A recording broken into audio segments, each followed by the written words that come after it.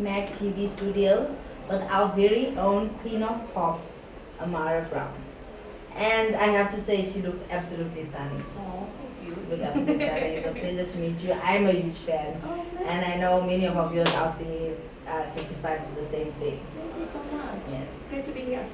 Thank you. Mm-hmm. So I just want to delve in quickly to the recent trip you had. I know that you recently came back from India. Yeah. And how was that? Can you tell us what your experience was like? Oh my gosh, I always dreamed of going to India, and it was like the wildest reality when my manager called. She's like, "We're going to India." I literally did it. I'm like, A little. yeah. I always wanted to go with my mom, so it was literally a dream come true. And but I was there to shoot some adverts for Purdue University. I grew up in that background. Like, education is so important.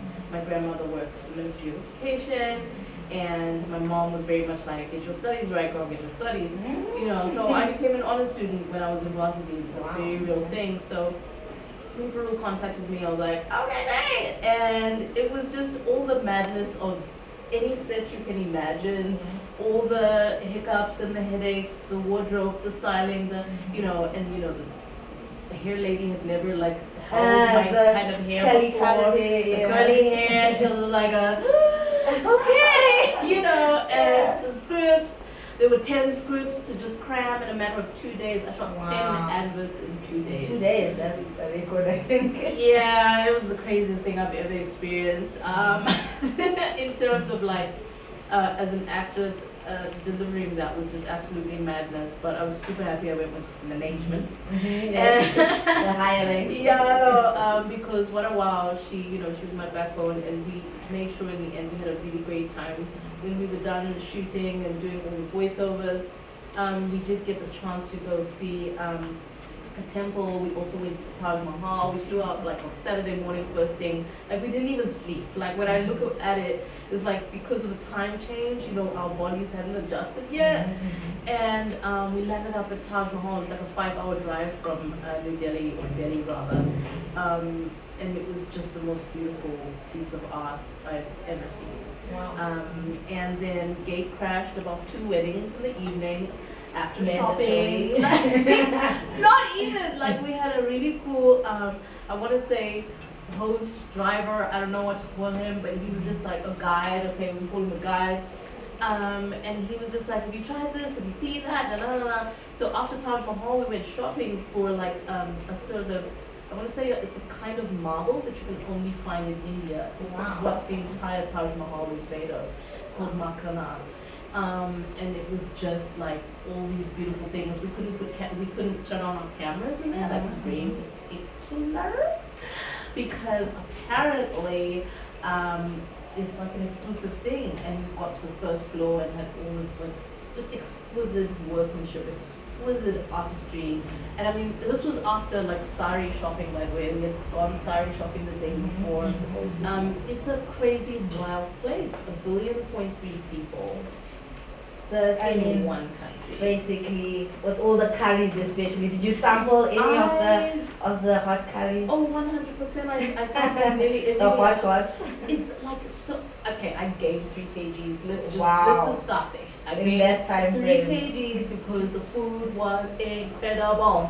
They have mastered the art of flavor. Every time people think of spice, they think of heat, like chili. Yeah. There's more to spice than that, and I know that, and they know that, so I flavor. lost my mind over there. And I literally took pictures of like the menu so that I could go to other restaurants in other countries that say they're Indian restaurant, be like, "But do you do this though?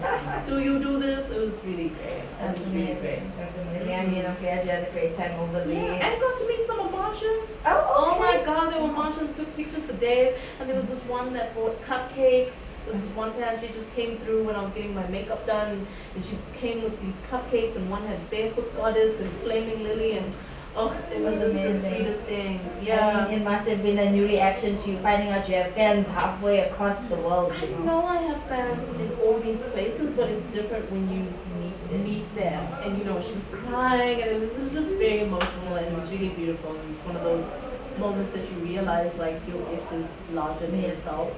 Yeah. You do truly do touch a lot of communities and a lot of people. So. I do try. I do try.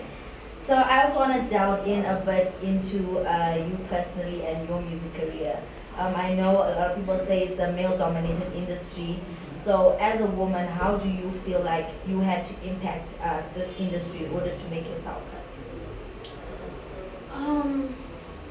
I don't think I went in thinking from the perspective of just like as a woman I need to do this. I was like as myself I'm going to do this, and then along the way you start to see, oh, actually it's different because I am a woman, and just some of the challenges that we face on a day to day. But in essence, as every woman does, you get lemons and you make lemonade. Yeah. I discovered, some of the most beautiful things about me as a boss even, and I mean that in a literal sense, head of company, etc. is that you operate differently and you treat the people around you differently, and leaning into those strengths that come with that.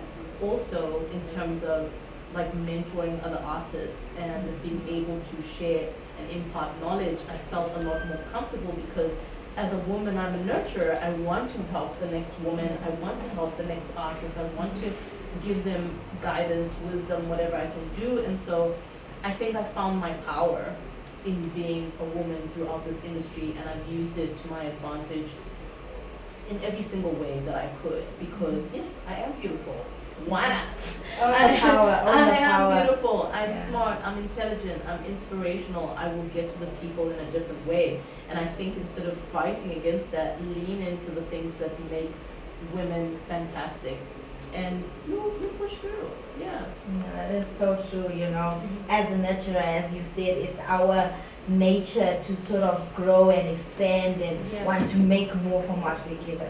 And that is quite true. Exactly. So I know we also were speaking about this just before the interview, and I'm sure most of the fans also want to know, especially the moms out there, how becoming a mom impacted you personally in your career, Yeah, that was a very real moment. I didn't expect to be pregnant when I got pregnant. I was working on my first album, and I was completely scared out of my mind. But I knew that I wanted to come home. I knew that I wanted to raise my son in Zimbabwe, or at least I thought so at the time. And I soon came to discover that it was going to be part of my power, part of my determination. I didn't know that I was going to lose both my parents just a few months after giving birth. And my son became my rock. He became the reason I had a reason to just get up, push, you'll get there. And throughout it, we became like besties. And your children become, yes and no, he's very strong within himself. He's a very strong character, and he's everything I wanted him to be and more. But I will say that he became much more the place of power for me.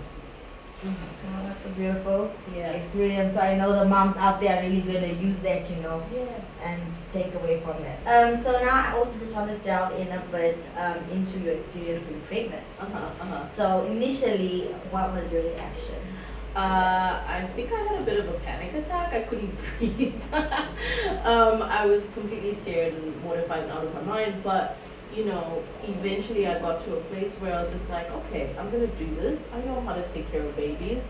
But when I found out it was a boy, I was like, what am I gonna do with a boy? And I didn't want to get married.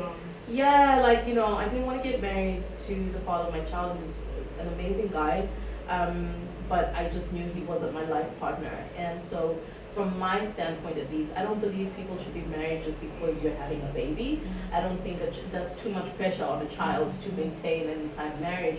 Marriage is a journey. I don't even know why y'all give us the certificate in the beginning of the why do you get, why do you get this marriage certificate at the beginning when everything else in life, if you want to go to varsity, they give you the certificate after you've achieved and accomplished some things.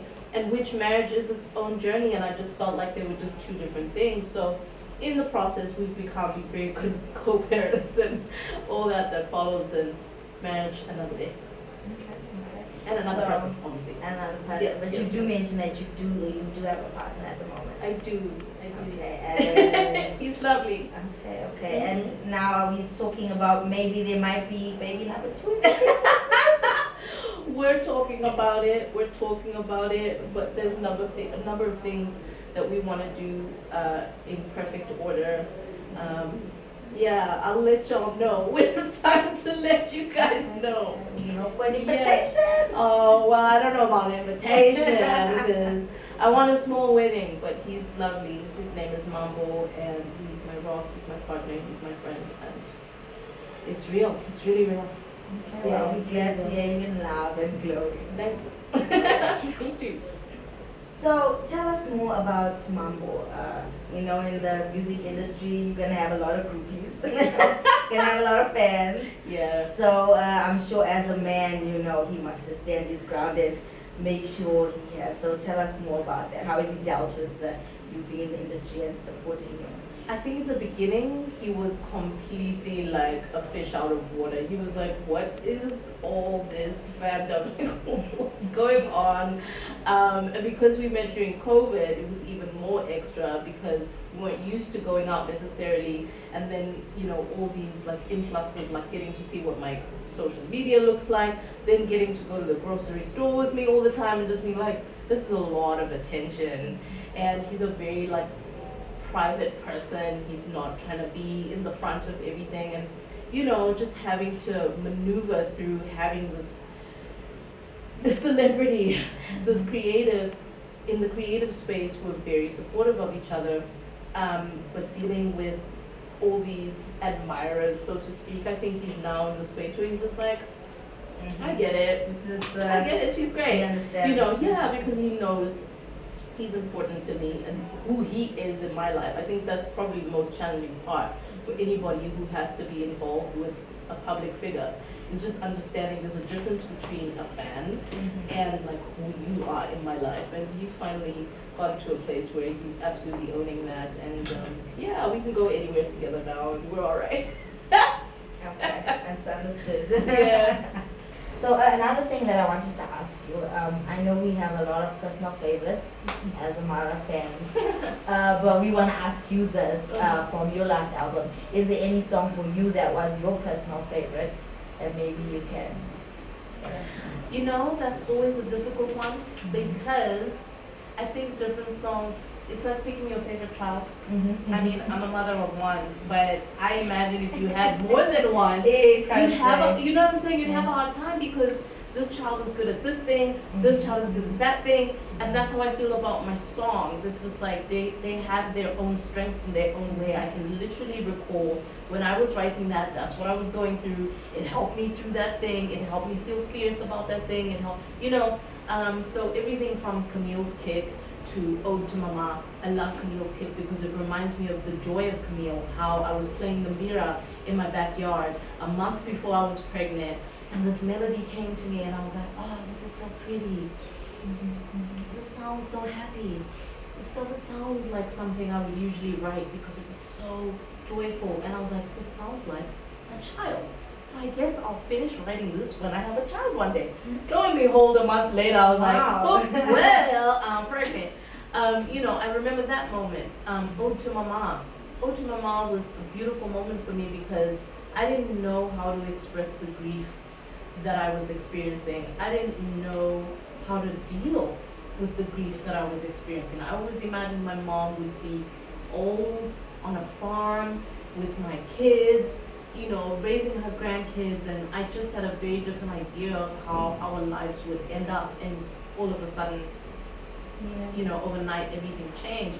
And so being able to sing that song, I'm very sure I recorded it the year after she passed away, on the anniversary of her passing, and just how it helped me move through that and begin that healing process in a different sort of way. Mukoko is so beautiful. I remember one of my the fans. favorites. Exactly. When I Want to Be Happy. So many. Just I love the whole album. We love the whole album. We love the whole album. you. So. I'll give you my heart. Baby, I guess it's your mother. Diremo cazzo c'hai, non sia, non è già fatto. Dinero And I know right now, I mean, we really living in uncertain times. Yeah. We have this virus that has changed everybody's life, you know. So, personally for you, how has this COVID pandemic really jumped on you? It's been wonderful. Ah. I didn't expect to hear that, but okay. It's been Yeah. wonderful, and I say this in the most genuine way because it forced me to look at my life in a more introspective way. For the first time in my life, I remember I went into quarantine because I was shooting in South Africa, and I'd just come off of the TV show Amazing Voices. We had just finished shooting season 1. I had to go into a 21-day quarantine, and immediately I got to spend time alone. Now, I'm saying this as a big deal because I'm a family woman. I'm always taking care of X amount of family members, etc. So I was always surrounded by so many people. And just for the first time ever, I was alone. And I was like, okay. And then I didn't have to run to work because I've been like grinding for like, you know what I'm saying, like a decade. And then all of a sudden you're just like, you don't have to run to work. And I was like, this is amazing. Is this what rest feels like? Oh, this is wonderful. And I remember the joy of putting my phone on flight mode and being like, look at that!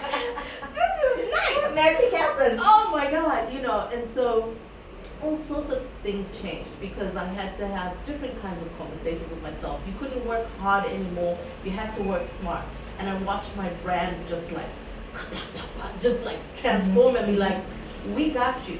You know, and I was super, super grateful because at that point, my team was right down to myself, my manager, that's the only person I have to liaise with, and we gonna work it out. And so, right through, I just saw 10 years worth of my career just hold me up financially, like it was beautiful.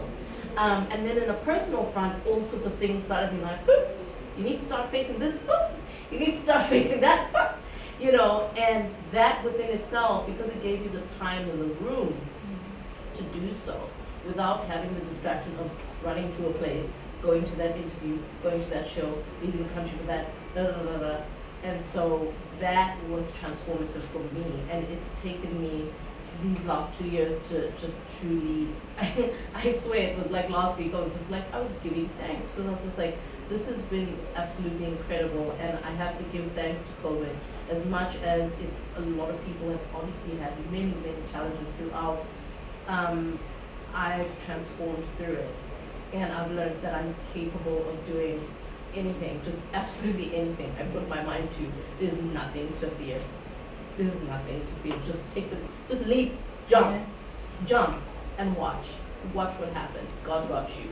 God got you. That's a testimony in itself right there. That truly is. So what I'm hearing and what I'm hoping I'm hearing is that we can expect to hear much more from you. Yeah, absolutely. So is there anything that you can disclose to us about, you know, something in the mix? I leave it on the low. I leave it on the low. You go see it. Or even a little whisper. You'll hear it. Okay. You'll know it when you hear it, and you're gonna love it. Because I think I'm starting to feel less concerned about what people are expecting. I think a lot of the time as an artist, they are like pressured to be like, I need to deliver music now because they're expecting music, and it's just like, why don't you do it because you're happy to do it? You know, and I think I'm at that place where I'm just like, I'll do it because I'm happy to do it. I'll write it because it feels genuine to just where I'm at, and because I've had this shift in where I am as a person, I have to respect that, and respect that there's a shift in terms of what I feel like saying. It's not necessarily about pop, what's popular at the moment, what's hype. I'm not pressed. Oh, shame. I'm not stressed, you know. And I even got the honor of getting back on screen. I got to shoot a movie a couple of months back, and super excited because that'll be coming out in April. And just realizing like I like being on screen, and I like learning a script, and you know, just exploring all my passions in a way that's true to me. Including hair care. Including hair care. I need my hair done, so we should talk. I'll talk to you about it. I'll talk to you about it. I want to say it was a few months ago. Myself and a lady named Nyasha. She has this amazing product called Reina, or rather had, and I became a co-owner because I am absolutely in love with the product, and I struggled with my hair because it's different kind of hair, and we grew up just having all sorts of wrong notions Hot about comb, remember that relaxer they used to burn the back? Oh, I never went the relaxer route, but it didn't look cute. I was like, It didn't feel there's cute something wrong with, It didn't feel it cute. smells wrong. That's something, it's just, you're burning your hair and you're drying it out and you're breaking what's supposed to naturally happen. So it's okay, girl. We send you a package. We don't get you something. I'll be waiting. It's gonna be good. You mentioned earlier that you've been in quarantine before, so have you ever tested positive for COVID? I have, actually. Wow. It was real. How was that experience? It was really real. I want to say the first day it was a headache. I'm like, man, it was okay. So I got tested about 3 days later, and I was just like, yeah, this is really what I thought it was. But it was like a flu, like a really bad flu. And I remember being like, okay, I'm just gonna be vigilant in this way. I'm gonna be taking my vitamins, ginger, garlic, All chicken the soup. herbs. Like, yeah, do you know what I'm saying? Like I treated it like what it is. The fever, I was just like, I'm gonna sweat this out, how I would sweat out another fever. And it was really great in the way that me and my partner just took care of each other, because obviously I had COVID, so he had COVID. So we had COVID together. But it was really great in that way because we just got to take care of each other and play house for a couple of weeks. So it was nice. That's good. Yeah. We're glad to hear that. Yeah, the first 3 days were the worst, and then after that your body starts to pick up slowly. And I felt really grateful because I was like, my body is amazing. You're a powerhouse. Well done, body. Okay. Yeah. And for anyone else that might test positive for COVID, what would you prescribe to them? What advice would you give? Say. Keep your mind state positive. Keep your mind state positive. One of the things that I do even when I catch a regular flu, when I'm like sick on a normal day, I watch comedy. Watch comedy. Laugh. Laugh it off. Yeah, because the chemicals that you're producing in your body help heal the body. Yeah, do I that. did not know that. I'm Yeah. gonna take that. There you go. Alright, I mean that is beautiful, and especially to see that you have so many other new passions that are developing, that you're just discovering about yourself. So yeah, that is beautiful. So I know out there also there are quite a lot of females that probably feel like they're dead stuck in whatever situation they are, be career-wise, be family-wise and whatnot. And since you are so inspiring to that audience, is there any words you can, give to them to kind of help the obstacles move a little? Yeah, absolutely. You are a queen. You are the queen of your queendom. There is nothing and no one in the world that can stop you from whatever it is that you really want. If you want it, go after it, and have a deep amount of faith in yourself and in God, because when things get crazy, when they get exhausting, when you don't feel like jumping out of bed in the morning, you're gonna need that place somewhere inside that's gonna say, girl, you got this. You have to remind yourself. It's the mentality behind what we've been raised into. It's like always a reason not to believe in something, always a reason not to try something. And that's the hardest part. You're in your own way. It's only you between what you want. You're the only obstacle. You're the only obstacle. It's literally about making the decision, committing to it, and just trusting and believing that it is going to happen. Because if you're a hard worker, if you are talented, you can turn that talent into a skill. If you are skilled, you can turn that skill into a profession. Talent, skill, profession. It is literally your decision. It's that simple. Yeah. Well, I know I'm taking away from that, and that's being added to Good. my book of affirmations every morning. Good. That is being added. Absolutely. Yeah. Routine, by the way. Yes, she Routine. said book of affirmations. Listen. Yes, that's very important. You have to feed yourself. You are what you eat.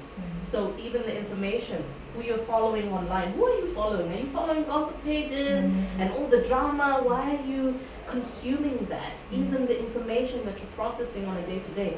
Go to pages that have inspiration for you, inspiration in your department, inspiration in something else. It doesn't matter. They could be a chef, they could be anything in the world. But notice the similarities between all these different power women that you're experiencing, or power people. It doesn't have to necessarily be a man, but there's something to learn from everywhere. If you turn your direction and your energies into goodness, you will find yourself starting to think and process in that way, and then be mindful of the people that you have around you, because you feed off of that energy as well.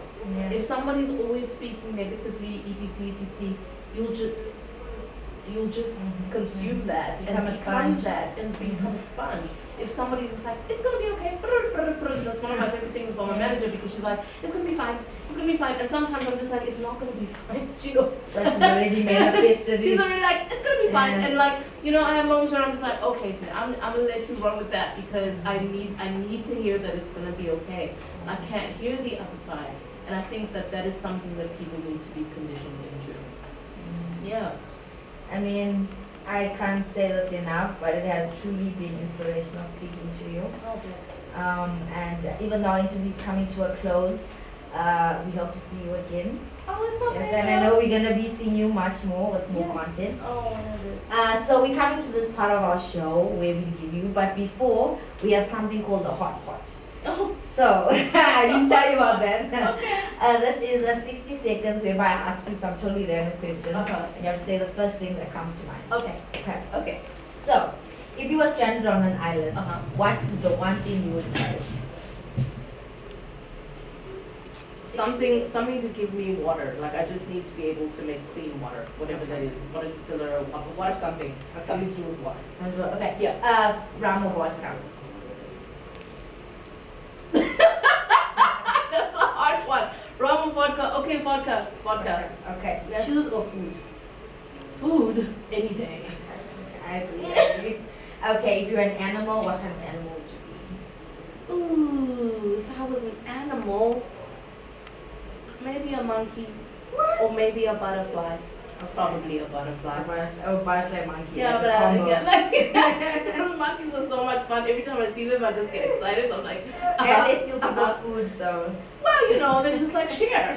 What's wrong with you? Okay, last question. Mm. Celebrity crush. Celebrity crush. Trevor Noah.